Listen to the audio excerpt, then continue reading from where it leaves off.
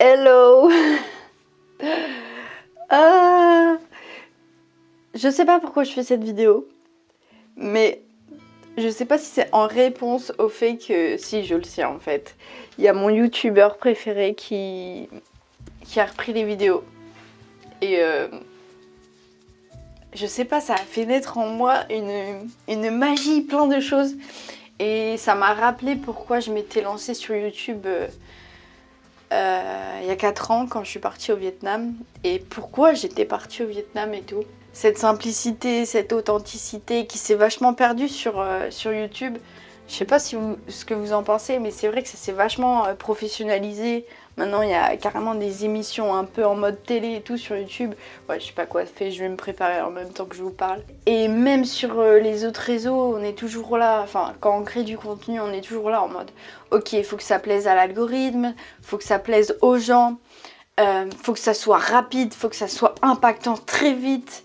Donc beaucoup de contenu qui se consomme très vite. Et c'est vrai qu'à la base, moi j'aime bien prendre le temps de parler, prendre le temps de faire les choses, etc.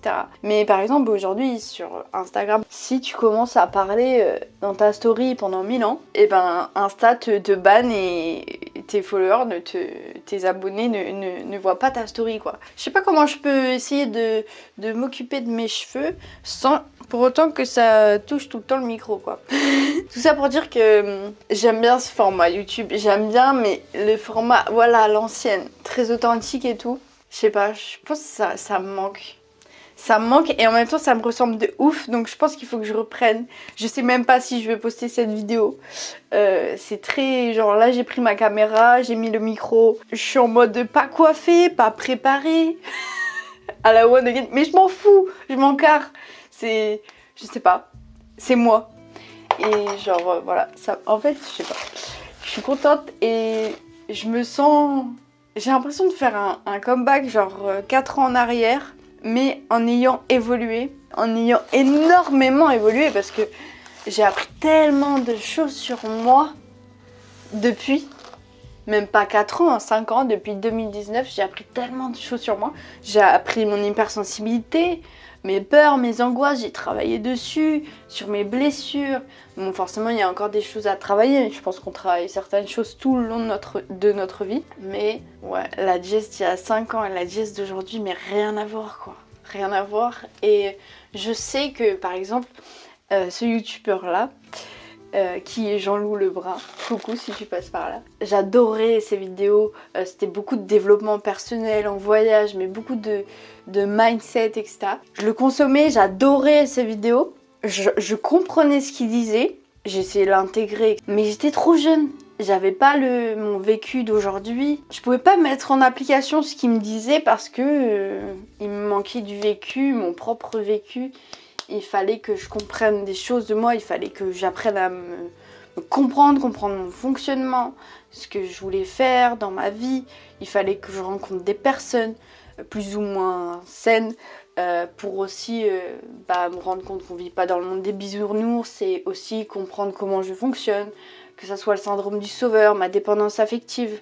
C'est ça que je réalise, c'est que t'as beau consommer plein de contenus qui sont là pour te faire évoluer, te faire apprendre des choses. Si une partie de toi n'est pas prête, elle n'est pas prête. Même si tu le veux profondément, s'il te manque du vécu, s'il te manque... il faut vivre les choses par soi-même pour les comprendre. Ça c'est vraiment un truc... ça paraît tout simple, mais c'est tellement d'une évidence. Enfin, je sais que s'il y a des jeunes qui regardent cette vidéo-là, ils vont se dire ouais, bah moi aussi j'ai envie de changer, moi aussi j'ai envie de vivre la vie de mes rêves, etc. Mais bah voilà, je me connais pas, je comprends pas comment je suis et tout. Soyez patients, ça va venir. En fait, j'ai réalisé que de 20 à 30 ans, enfin, j'ai 27. Je dirais de 20 à 27. Ou alors de 18 à 27. Bref, on est sur une tranche à peu près de 10 ans. C'est vraiment, et je le vois aussi quand je vois les contenus des autres gens sur les réseaux, quand je vois un peu leur évolution. Je dis pas que c'est tout le monde, parce qu'il y en a, ils se trouvent très vite. Ils ont cette chance-là de s'être trouvés très vite, voilà. Et ben, je trouve que de 18 à 27 ans à peu près, 28 ans, pas pour tout le monde, mais il y a une tranche de 10 ans comme ça. Peut-être pour d'autres gens, ça sera 20, 30 ou 25, 35, peu importe, et ben il y a cette tranche là où tu te cherches.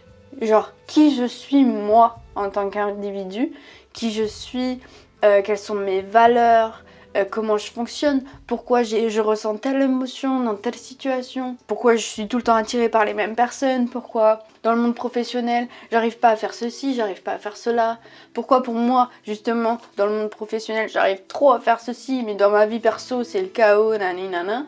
C'est vraiment genre les 10 ans de l'âge adulte où tu essayes de comprendre comment tu fonctionnes.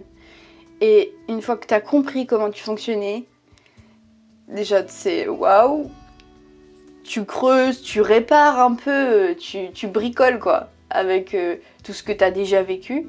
Et puis après c'est un peu une nouvelle vie qui commence quoi.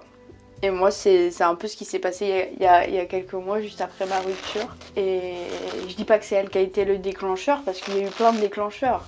La découverte de mon hypersensibilité, etc. Mais voilà, j'avais ma dépendance affective qui faisait que j'allais tout le temps, je pouvais pas m'empêcher d'être tout le temps en demande d'affection, de me mettre en couple. Et ma dernière relation m'a vraiment fait comprendre que non Jess, ce qui te rend heureuse toi c'est de réaliser tes rêves et de mettre toute ton énergie là-dessus. Et la bonne personne tu la rencontreras au bon moment, au bon endroit. C'est quoi? Alors il y a un film où il y a ça. Ah oui, bah c'est mon film préféré. Et moi, je prends 1000 ans à le percuter. C'est Tout là-haut avec Kev Adams. Et qu'est-ce qu'il dit comment il s'appelle l'autre acteur? C'est Vincent Elbaz. Il dit être au bon endroit, au bon moment avec les bonnes personnes. Et c'est tellement ça la vie. Vraiment. Genre... Ah, est-ce que ça se voit? J'ai genre des étoiles dans les yeux là quand je vous parle ou pas? Donc voilà, pour moi, tout est une question d'expérience, de timing, et voilà, c'est des synchronicités aussi la vie. En vrai, je sais pas qui regardera cette vidéo, mais je crois que ça m'avait tellement manqué parce que c'est le genre de format que tu peux pas faire sur les autres réseaux qui sont vachement les formats courts, et c'est vrai que ça me ressemble tellement. J'adore Instagram parce que ça pousse vraiment la créativité, mais le Instagram d'aujourd'hui c'est plus le Instagram d'il y a quelques années.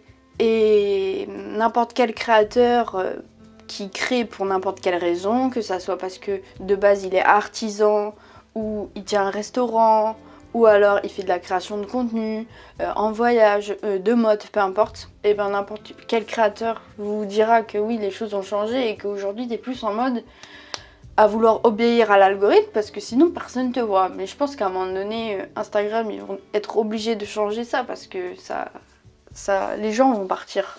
Les gens vont partir. Bon, de toute façon, ça se trouve, dans quelques années, il n'y aura plus de réseaux sociaux, on n'en sait rien. Toujours est-il qu'il faut profiter du moment présent. Et là, mon moment présent, il me dit, Jess, fais une vidéo YouTube où tu es en train de te coiffer, de parler à ta caméra. Je meurs. Bref, je vais m'arrêter là, mais voilà, je reprends ce format. Et en plus, j'y pensais depuis un moment.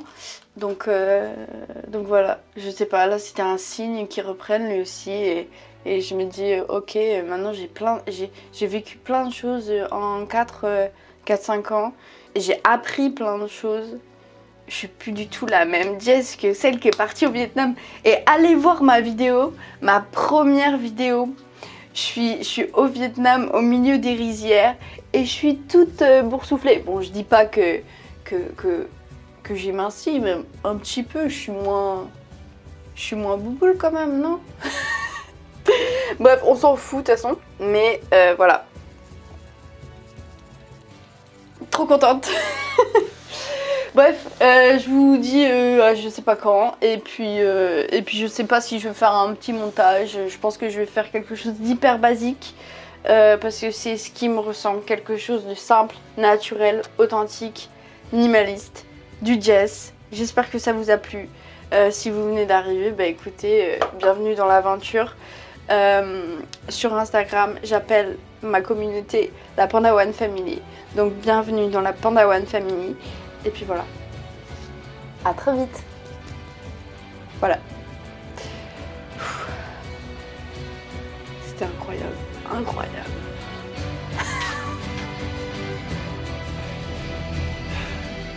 Le bon endroit?